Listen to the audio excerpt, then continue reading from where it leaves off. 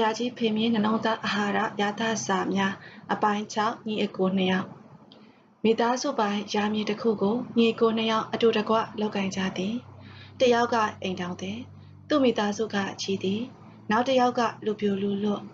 တနေ့ကုန်အလုပ်လုပ်ပြီးလျင်လေယာထွက်သီးနှံများနှင့်ရောင်းချရသည့်အမြတ်အစိုးများကိုညီအကို2ယောက်ညီတူမျှတူခွဲဝေယူကြသည်တနေ့မှာတော့တကိုယ်တည်းသမားစဉ်းစားသည်လေယာထွက်သီးနှံတွေအကျိုးအမြတ်တွေကိုညီတူညီမျှခွဲဝေနေတာမသိဘူးငါကတယောက်တည်းသမားငါလိုအပ်ချက်ကနည်းနည်းလေးဒီလိုတွေးကညစဉ်ညတိုင်းသူ့စပယ်ကြီးမှစပားတအိတ်စီထမ်းက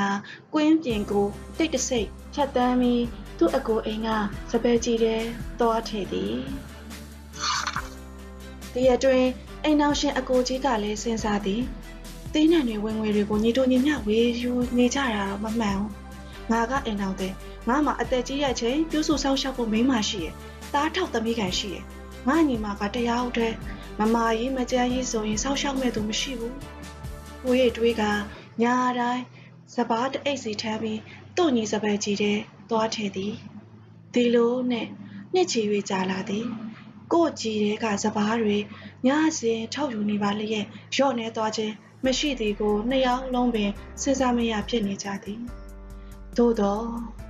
မောင်မဲညတည၌ညီကိုနှစ်ယောက်ဝင်တိုက်မိကြသည်ဒီတော့မှပင်တယောက်ကိုတယောက်ကြည့်ကဖြစ်ပျက်နေပုံအလုံးစုံကိုနှစ်ယောက်သာသိမြင်သွားကြသည်စပားအိတ်တွေပြစ်ချက